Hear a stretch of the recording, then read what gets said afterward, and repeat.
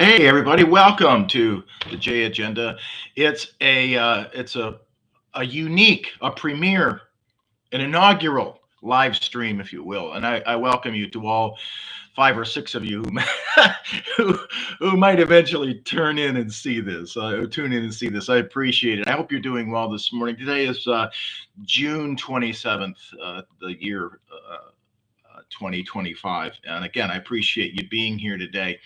Um, Look, what brings me to YouTube at this early hour, this beautiful morning here in the Mid Atlantic United States, where I happen to reside, is the the accusation made by Trump and his MAGA followers and other arch conservative anti communists who when they realized that the New York City mayoral candidate Zoran Mamdani, and forgive me if I've slaughtered that name, I ask your forgiveness, but Mamdani has emerged as the Democratic nominee, winning the primary.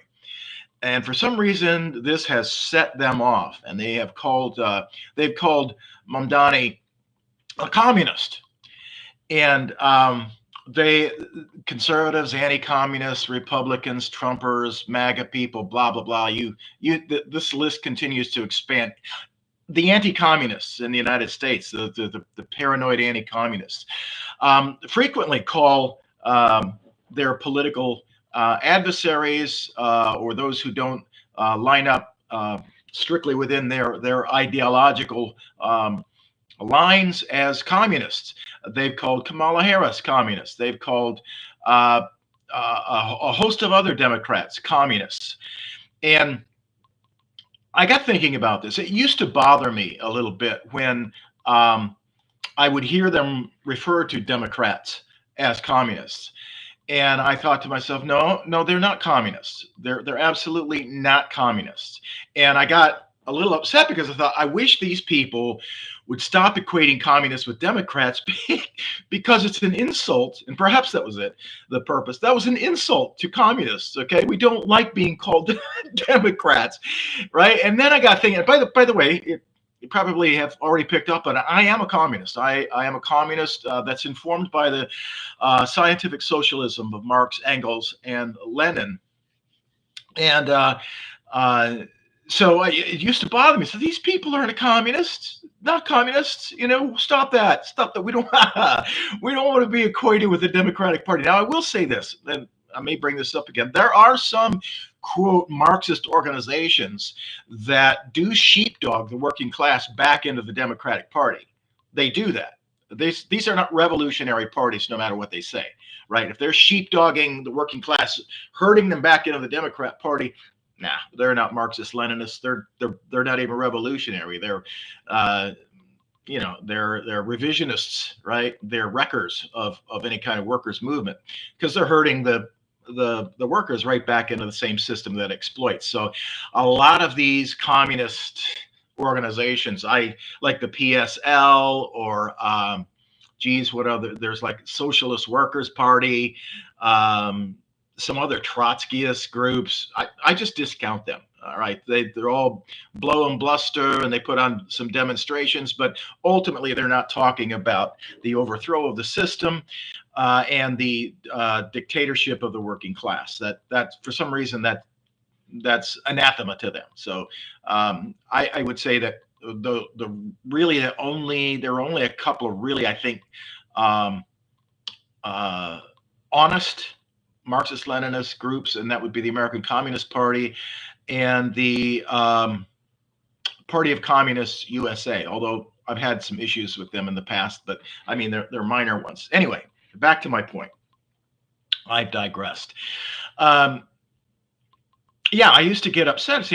Stop calling these people communists because they're not. It's insulting to communists. And then, as I was considering this name calling of this New York mayoral candidate, I thought, wait a minute, this works to our advantage, works to the communist advantage, because if those who are accusing Democrats of being communists are directing everybody's attention to those Democrats, okay, then that means communists like my comrades and myself who actually advocate and are slowly organizing um, to revolutionize the system, that takes attention off of us. We could go about our work, right, among the working class, and say to them, yeah, right, those Democrats are those liberals, look at them. Go ahead and pay attention to them while we organize. You see, there's something in political warfare that needs to be understood by even Republicans, right, and Democrats alike, is that uh, if you're going to be victorious in the sphere of political warfare, or any warfare for that matter, you have got to know your adversary and know yourself. And because Republicans really don't understand what communism is, or who communists are, or how communism works, and how scientific socialism works, and we organize among the working class, they don't know how to fight it, right? And they like to couch their racism, their bigotry, their idiotic nationalism, their perverse, regressive policies and ideology. They like to, blame anybody who doesn't, align with what they think and who they are. They just brand them all as communists, right? And so to that, as a communist, I say, yeah, keep doing that. Keep doing that. So they have a profound ignorance of what communism is and who communists are. And I want to go over a couple of things today that I think it's interesting. I think that it's important that we actually suss out a little bit who Democrats are and who communists are, right? Democrats generally tend to be liberal, that is center left, right? But here's the thing: is they support capitalism.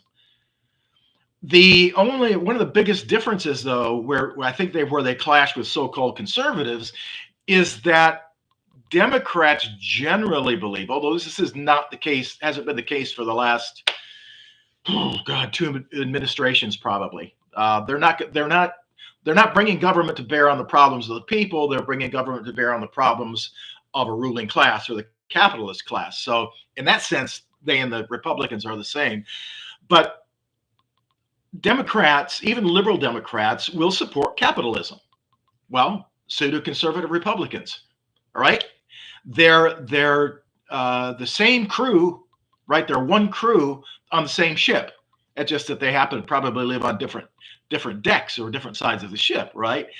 And I think where the Democrat Party and Democrats separate themselves a little bit is that they want government intervention to provide social services and to try to reduce inequality. Now, that's in theory. They're not. They haven't been doing that for the last 12 years or whatever it was. We didn't see any of that, right? They say they believe in individual rights, free markets, and democratic governance, but they don't. All right, they'll jump in anytime they see the market threatened, just like a conservative will. And they're not interested in democratic governance at all. I mean, just look at some of the primaries that they've stolen from the voters, from their own delegates, right? So the Dems aren't that much different than Republicans. Now, who are socialists? Well, socialists advocate for public ownership of the means of production, public ownership of things like healthcare, transportation, energy, production, right? They want to place that in the hands of the public or of the workers. Okay. That's what a socialist, they generally want. That they want the end of they want, how can I say this?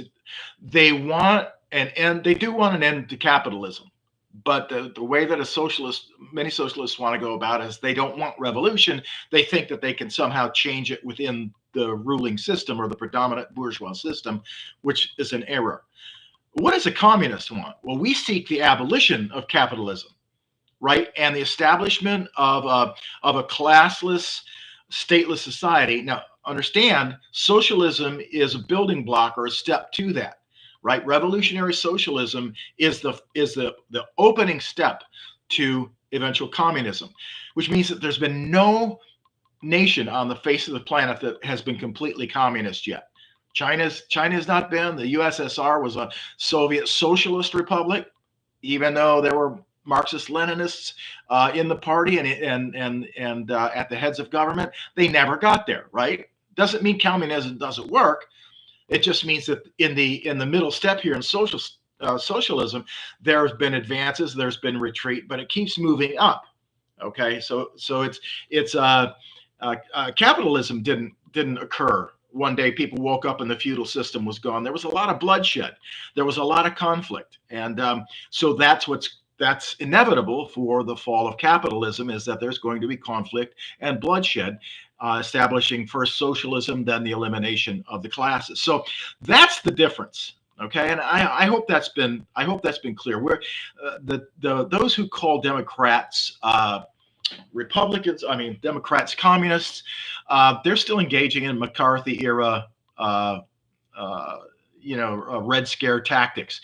Anybody that they don't agree with politically, they're communist, right? Anybody, those any groups that that aren't white and that aren't capitalist and that aren't pro-gun and pro-God and those people are all communists, right? So maybe that's an exaggeration. Maybe that's not completely fair, but I think you get my point. Okay. So anyway, my point is this. If there's any conservatives watching, any Republicans watching, any MAGAs watching, man, I've been down there talking with you guys, and I know what you're thinking. I know the concerns that you have. In my prior job, I was right there in the middle of the working class. I would listen. I don't judge. I'll engage in discussion, right? So I understand your concerns. I understand your fears. Okay. But you make a profound tactical error when you're calling Democrats communists, because if you really are anti-communist and you really do want to put communism in its place or put it under your heel, then you got to turn away from the Democrats, because you're not going to find a communist there, right?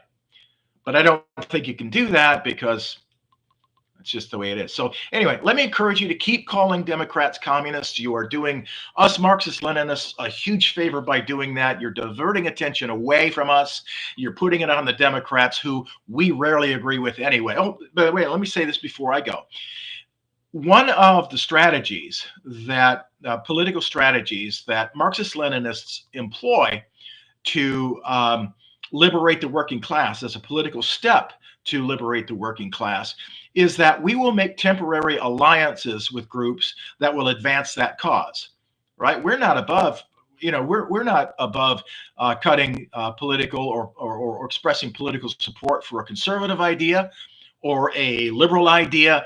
If that means that's going to advance the cause of the working class, we're on board with it, which is why when you talk to a real communist or a Marxist-Leninist, you're going to find us critical both of Democrats and of Republicans, because it's not about that duopoly. It's not about left or right.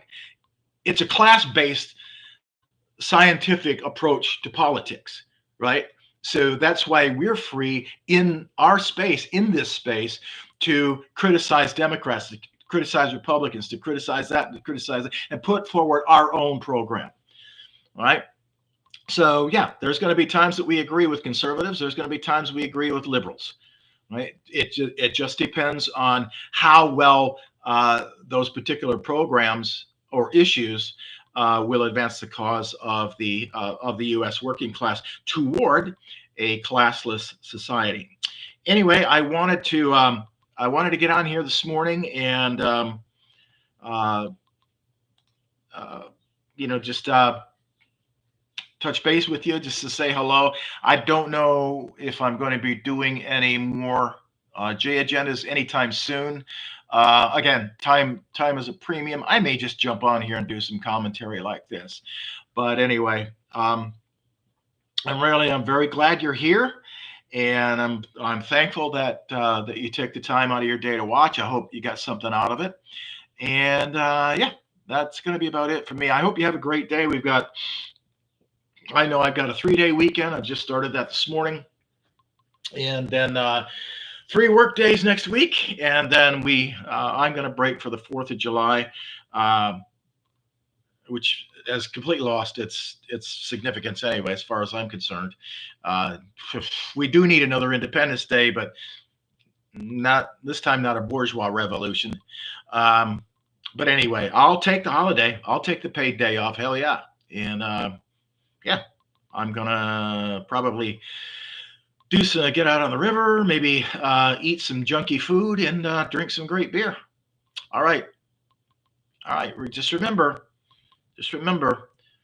the greatest power in the United States is the power of the working class. And if we can manage to get organized, if we can manage to be educated, if we can manage to understand and understand our goals and move in one direction, we can smash this capitalist system and build one that works for us. All right, until next time, you guys take care.